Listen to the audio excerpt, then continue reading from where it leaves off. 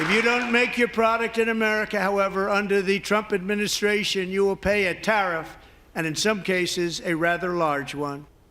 That's the president last night in his address to Congress, but how much more are we talking about? It's now 25% taxes on Mexican and Canadian imports.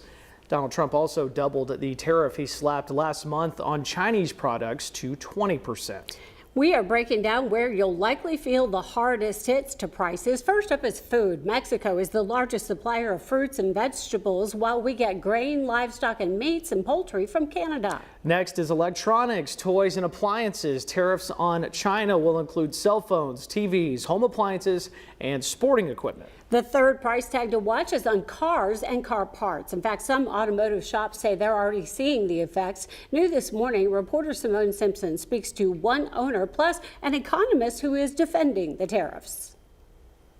I'm already seeing prices hiking on certain parts, like in particular brakes, which has stayed status quo for a long time. I've already seen $10 to $15 increase.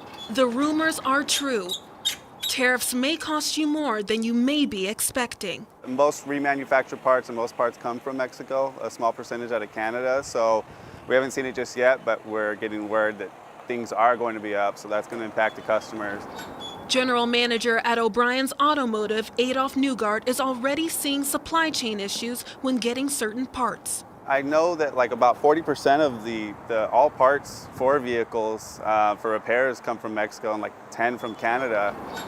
In the short term, there's going to be some harm to the American consumer, but in the long term, we're going to see a boom in this country that we haven't seen for decades. Dr. Jeff Adicott, professor of law at St. Mary's University, is optimistic about the tariffs' impact from a business perspective, like increasing American jobs. Countries realize with the tariffs, it's better to build the factory not in a foreign country, but in America.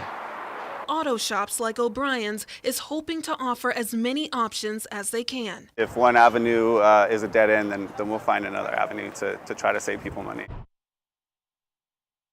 That was Simone Simpson reporting. So how do Americans feel about these tariffs? Check out this recent poll from CBS News and YouGov. All right, so tariffs on Europe and countries like Mexico and Canada, you can see the numbers right here, not as popular with Americans, but 56% opposed to tariffs on goods from Mexico, 62% opposed to those Canadian tariffs. But you can see there is more support for tariffs on China.